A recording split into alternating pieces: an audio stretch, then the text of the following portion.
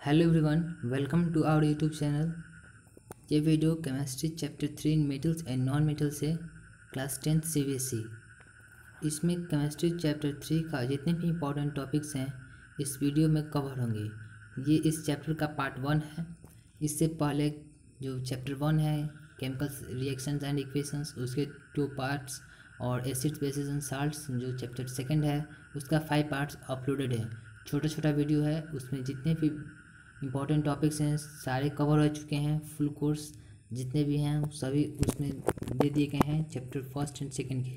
उसके बाद ये है चैप्टर 3 और इसका पार्ट 1 है। इसमें हम सब मेटल्स और नॉन मेटल्स के बारे में बेसिक जो जानकारी होता है वो लेंगे। उसके बाद हम आगे बढ़ेंगे, जैसे ionic bond, covalent bond, formation of sodium chloride, magnesium oxide, magnesium chloride, extraction of metals like zinc, copper, mercury, sodium. ये जितने भी इम्पोर्टेंट टॉपिक्स हैं सभी को कवर करेंगे। ये पहला पार्ट है, पार्ट 1। तो चलिए इसको सबसे पहले स्टार्ट करते हैं। इससे पहले वीडियो को लाइक कर दीजिए और चैनल पर नए हैं तो चैनल को सब्सक्राइब कर लीजिए और बेल आइकन जो आएगा उसको भी प्रेस करके ऑन कर लीजिए ताकि जितने भी वीडियो अपलोड होंगे सबसे पहले आप तक नोटिफिकेशन पहुँचेगा। तो हमारा फर्स्ट है metals. What are metals? Metals are those elements which conduct heat and electricity and are malleable and ductile।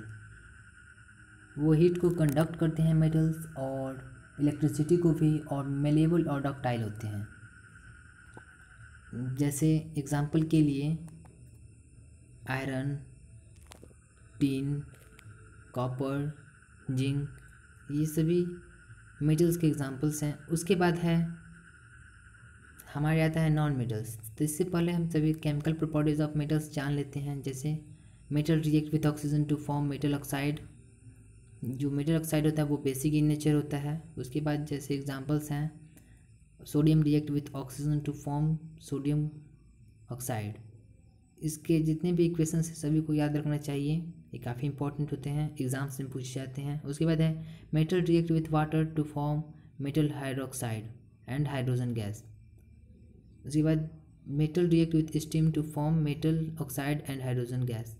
जब मेटल वाटर से रिएक्ट करेगा तो मेटल हाइड्रोक्साइड बनाएगा, और जब स्टीम से रिएक्ट करेगा तो मेटल ऑक्साइड बनाएगा। जैसे एग्जांपल के लिए sodium react with water to form sodium hydroxide and hydrogen gas. Next है aluminium react with steam to form aluminium oxide plus hydrogen gas.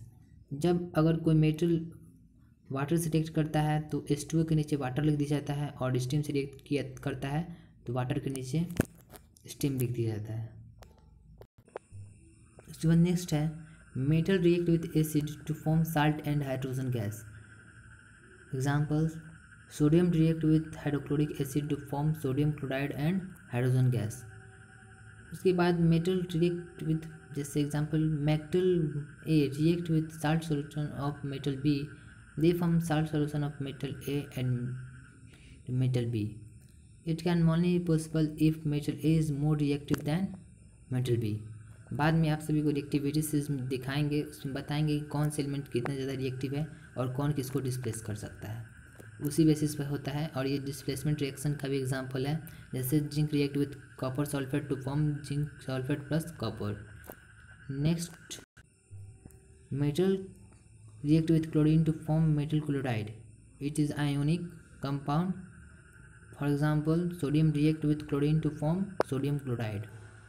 These are the chemical properties of metals. Now we have to read what are non-metals. Non-metals are those elements which do not conduct electricity and heat. They do not conduct electricity and heat and are not malleable and not ductile. For example, hydrogen, oxygen, nitrogen, these are non-metals. Their chemical properties are following. First, non-metal react with oxygen to form non-metal oxide. It is acidic in nature. For example, carbon react with oxygen to form carbon dioxide. उसके बाद है non-metal do not react with water, यानी water के साथ इसका reaction नहीं होता है, और एसिड के साथ भी नॉन-मेटल का कोई रिएक्शन नहीं होता है। नेक्स्ट है non metal A react with salt solution of non metal B, they form salt solution of non-metal A plus non-metal B. अगर कोई नॉन मेटल ज़्यादा रिएक्टिव है तो वो साल्ट सोल्यूशन ऑफ अदर जैसे लिस्ट रिएक्टिव है उसको डिस्प्लेस कर देगा उसके साल्ट सोल्यूशन से. For example sodium bromide react with chlorine to form sodium chloride and bromine. Here chlorine is more reactive than bromine, so it displaces it from its salt solution. Non-metal react with chlorine to form non-metal chloride. It is covalent compound. For example, hydrogen react with chlorine to form hydrogen chloride or hydrochloric acid. It is covalent compound. Non-metal react with hydrogen to form covalent hydride. For example, hydrogen react with sulfur to form hydrogen sulfide. H2 react plus S equal to यानी react with to form H2S. Next is how metals and non-metals react. Metals react with non-metals to form ionic compound, while non-metals react with non-metals to form covalent compound. Metals non metals के react करके ionic compound बनाता है, जबकि non metal के साथ electron को share करके covalent compound का फॉर्मेशन करता है. उसके बाद नेक्स्ट आता है रिएक्टिविटी सीरीज. इस रिएक्टिविटी सीरीज में हम सभी जितने भी एलिमेंट्स हैं यानी जो मेटल्स हैं उनको प्लेस किया जा रहता है और इसमें देखा जाता है कौन कितना रिएक्टिव है. सबसे ऊपर जो मोस्ट रिएक्टिव होता है और सबसे नीचे लिस्ट रिएक्टिव एलिमेंट्स होते हैं. जैसे पोटेशियम सबसे ज़्यादा रिएक्टिव है और गोल्ड सबसे कम. जैसे इनका सीरीज है जैसे potassium, sodium, calcium, magnesium, aluminium, zinc, iron, lead, hydrogen, copper, mercury, silver, gold. यानी जो पोटेशियम है वो सोडियम को डिस्प्लेस कर देगा, सोडियम कैल्शियम को, कैल्शियम मैग्नीशियम को, मैग्नीशियम एल्युमिनियम को. यानी जो सबसे ऊपर वाला है वो नीचे वाले को सभी को डिस्प्लेस कर देगा. यानी अपने से नीचे वाले जो है उनको डिस्प्लेस कर सकते हैं.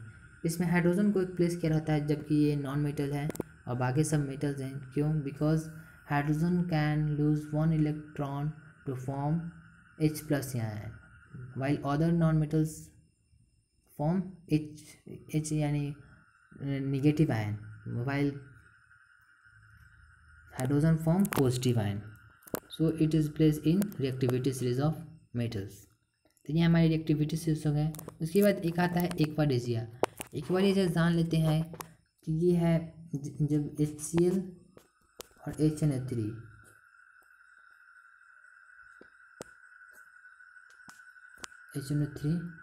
3:1 में जब मिक्स किया जाता है तो एक्वाडेजिया का फॉर्मेशन होता है